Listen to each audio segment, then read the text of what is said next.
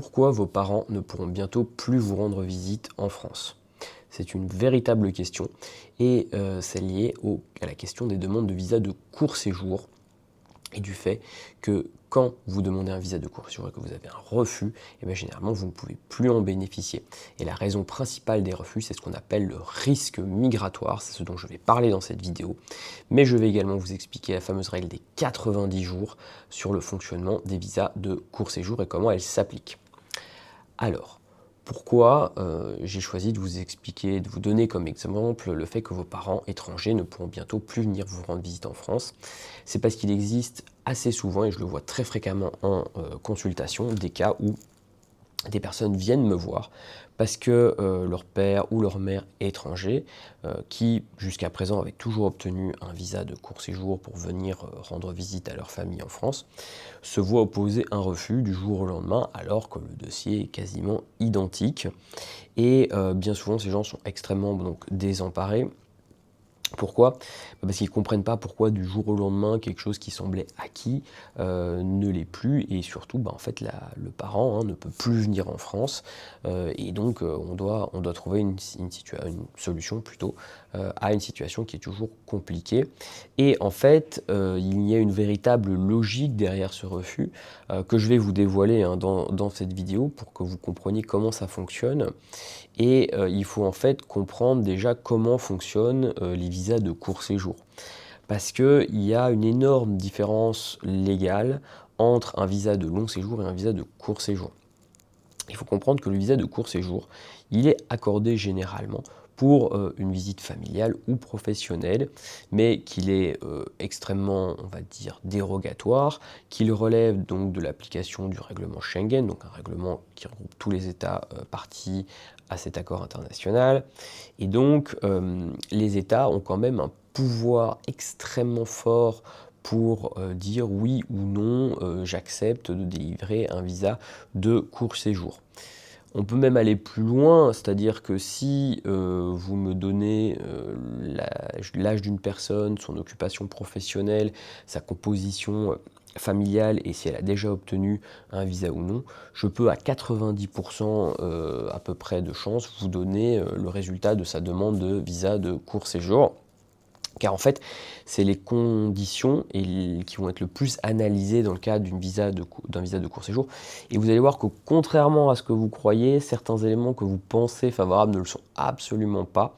Et donc, c'est important d'en avoir en tout cas conscience et de savoir comment ça fonctionne. D'autant plus qu'une fois que vous avez eu un refus d'un premier visa de court séjour, généralement, le consulat ne vous en délivrera plus. Et donc, vous serez bloqué à ce niveau-là avec comme option soit de contester un refus de visa de court séjour, mais globalement personne ne le fait parce qu'il faut savoir qu'en général le délai moyen d'un procès pour un refus de visa, qu'il soit de long séjour ou de court séjour, actuellement, parce que la juridiction a pris énormément de retard, on est sur les 18 mois d'attente, donc c'est très très long, et donc personne ne va faire un procès sur 1 an et demi pour un visa de 30 jours par exemple.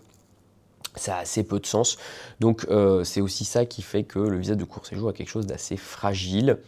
Et il faut déjà donc revenir à son fonctionnement, que je vais vous détailler un tout petit peu plus ici. Donc, un visa de court séjour, il peut être dévisé pour maximum 90 jours de présence en France continue. D'accord? C'est un maximum. Ça veut dire que vous pouvez, c'est un minimum théorique, ça peut être un jour. Je n'ai jamais vu, mais ça pourrait exister. En outre, vous avez également, donc au-delà de la durée du temps que vous pouvez cumuler sur le territoire, vous avez une durée de validité de ce visa. C'est pas la même chose, d'accord? La durée de validité peut aller de la durée du visa en tant que tel, ça peut être 2 jours, 3 jours, une semaine, comme ça peut être aller jusqu'à 5 ans, d'accord?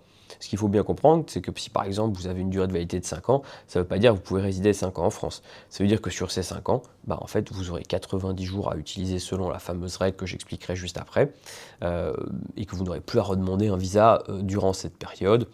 Après, il faut savoir qu'en réalité, les visas très longs comme celui-ci sur 5 ans sont surtout délivrés pour des motifs professionnels. Je pense ne l'avoir jamais vu en matière familiale. Donc, maintenant, on va s'attacher réellement à ce que c'est le risque migratoire qui est, voilà, pour moi, le premier motif de refus d'un visa. Alors bien évidemment, quand vous recevez le refus de votre visa, c'est jamais écrit risque migratoire en tant que tel, hein. Souvent c'est écrit voilà, objet du visa non conforme, document fourni non authentique, bref, il coche la case qui va bien, mais en réalité, en fait, tout se joue sur ce qu'on appelle le risque migratoire. Qu'est-ce que c'est un risque migratoire? En réalité, ça va être quelqu'un pour lequel le consulat estime que s'il lui donne un visa, il va rester en France au-delà de la durée de son visa, très simplement, d'accord? Vous demandez un visa de court séjour, vous avez un visa de court séjour pour 1 mois, vous venez en France, vous vous dites, bon, j'ai pas grand-chose qui me retient de mon pays d'origine. Clairement, j'aurai une meilleure vie ici, plus d'opportunités professionnelles. Voilà, je veux que mes enfants, que ma famille grandissent, avoir ma famille ici. Et donc, je coupe les ponts et je reste au-delà du visa et je reste en France en essayant un jour de me régulariser. Et ça, c'est le risque migratoire. Et le risque migratoire, c'est la peur ultime de tous les consulats que vous pouvez imaginer. Et donc, quand ils refusent un visa, c'est toujours, même s'ils ne le disent pas exactement, pour une question de risque migratoire. Et évidemment, ce risque migratoire, il va dépendre des 4 conditions que j'ai énumérées tout à l'heure, hein, c'est-à-dire l'âge de la personne, sa situation professionnelle, sa composition familiale, est-ce qu'elle a déjà eu un visa ou non pour venir en France. Et par exemple, hein, je vais vous donner quelque chose que probablement vous estimez à tort, qui est un élément favorable, mais le fait de dire que vous avez un membre de votre famille qui est français, d'accord, peut clairement être analysé comme un risque migratoire. Pourquoi? Je vais vous donner le cas classique, et là on parle souvent des parents des personnes françaises qui sont, ces parents qui sont étrangers, hein. Si vous dites, voilà, j'ai 65, 70 ans, parce que c'est souvent là où ça commence les problèmes, et mon fils, ma fille, tous mes enfants vivent en France, ils sont tous français, et je veux venir. Et ben, à ce moment-là, en fait, le consulat, il va se dire, voilà, cette personne est relativement âgée, elle a autant de membres de sa famille qui sont capables de l'entretenir et de l'héberger en France, et donc elle risque de vouloir rester pour profiter de sa famille sur place de manière illégale. Et donc clairement, ils vont opposer un refus pour risque migratoire. Et ça, c'est quelque chose qu'on voit extrêmement souvent, beaucoup plus souvent que vous pouvez l'imaginer. L'autre souci qui va avec ces refus, c'est que, comme je vous l'expliquais tout à l'heure, c'est pas un droit très fort. Donc, quand on vous oppose un refus de visa, de court séjour, il faut comprendre que si le tribunal doit se poser la question est-ce que ce refus est illégal, il ne va pas se poser la question de dire est-ce que monsieur untel a le droit à ce que ses parents âgés viennent le voir et que les parents âgés viennent voir les petits-enfants. J'aimerais bien que le tribunal se pose cette question, et je l'imagine vous aussi, mais c'est pas du tout la réalité. La réalité, c'est que le tribunal, il va se dire, oui, enfin bon, lui, avec ses enfants, il peut très bien aller dans le pays d'origine plutôt qu'on donne un visa aux parents, qui ensuite, lui, est considéré comme un risque migratoire et qui après va rester en France comme sans papier et on ne pourra jamais le faire partir. Voilà, ça c'est réellement comme ça que vont penser les juridictions, et c'est pour ça que c'est quasiment assez futile de faire un recours contre un refus de visa de court séjour, sauf quelques exceptions très spécifiques, comme par exemple quand c'est des visas de court séjour pour demander une carte de résident derrière, où là effectivement, bah oui, ça vaut le coup, mais dans le cadre d'une visite familiale, généralement ça ne vaudra pas le coup de contester la décision. Mais voilà, ça c'est vraiment la difficulté principale, c'est la raison pour laquelle demain, vos parents qui viennent en France vous visiter depuis peut-être des années, et du jour au lendemain, ils pourront plus venir parce que l'État aura estimé qu'il représente un risque migratoire trop important, et ce sera difficile à ce moment-là de trouver une solution. Je vais vous en parler un petit peu plus loin, mais voilà la réalité du visa de court séjour et comment malheureusement il fonctionne. Alors maintenant, je vais vous donner la fameuse règle des 90 jours sur 180, parce que ça, c'est une question fréquente. C'est pas si compliqué qu'on se l'imagine, mais il faut bien la comprendre, parce que c'est quelque chose que si vous dépassez les 90 jours, ça peut être ensuite un problème pour vous. Donc, on va prendre quelque chose d'assez simple pour l'expliquer. J'ai un visa de 90 jours, d'accord, m'autorisant 90 jours de séjour en France. Ce visa, il est valable pour une année, du 1er janvier au 31 décembre. Okay. J'arrive ensuite en France le 1er mars. D'accord. Mes 90 jours vont commencer à compter à partir du 1er mars sur une fenêtre non pas allant du 1er mars par exemple au 1er juillet, puisqu'à ce moment-là vous auriez mars, avril, mai, donc pardon, au 1er juin. À ce moment-là, vous n'aurez pas, donc c'est pas juste 90 jours de suite, hein, c'est 90 jours entre le 1er mars et le 1er septembre. Pourquoi? Parce qu'en fait, c'est 90 jours sur 6 mois roulants. Ça veut dire que quand vous rentrez la première fois, vous ouvrez la fenêtre des 6 mois, et ensuite, sur ces 6 mois, vous pouvez passer 90 jours en France comme vous le souhaitez. Par contre, vous devez passer exactement le même nombre de jours hors de l'espace Schengen. Au bout de mes 6 mois, donc le 1er septembre, j'ouvre une deuxième fenêtre de 6 mois, d'accord, et je peux encore utiliser 90 jours dans cette nouvelle fenêtre donc de 6 mois. C'est ça qu'il faut bien comprendre, c'est le concept de la fenêtre de 6 mois et des 90 jours que vous pouvez utiliser durant cette fenêtre. Et donc elle s'ouvre à partir de la première entrée dans l'espace Schengen.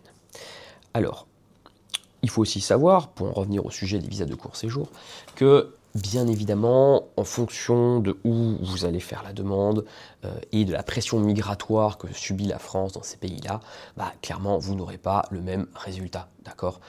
Si je demande un visa de court séjour en Algérie, mes chances de réussite sont bien plus faibles que si je demande un visa de court séjour je ne sais pas moi, au Mexique.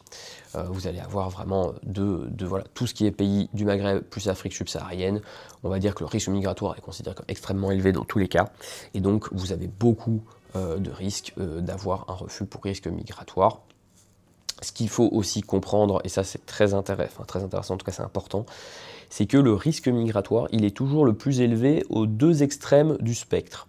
Je vous explique ce que ça veut dire, c'est que quand on parle d'âge, soit vous êtes très jeune, et donc vous avez probablement peu d'attaches familiales dans votre pays, vous ne travaillez pas ou pas depuis longtemps, et donc le risque que vous restiez après votre visa est extrêmement élevé, et donc à ce moment-là, forcément, vous avez un risque migratoire élevé, donc refus. Et l'autre extrême, et ça concerne les parents par exemple, c'est que vous êtes âgé, si ça se trouve, les membres de votre famille sont tous en France, il ne reste plus que vous, d'accord? Imaginons, hein, c'était un couple, un des deux est décédé, il n'en reste plus qu'un, tous les enfants sont en France. Et là, c'est pareil, vous êtes au maximum en termes de risque migratoire, et vous prenez le risque, évidemment, d'avoir un refus pour ce motif, et donc on est vraiment aux deux extrêmes du spectre en termes d'âge pour avoir le risque migratoire le plus fort.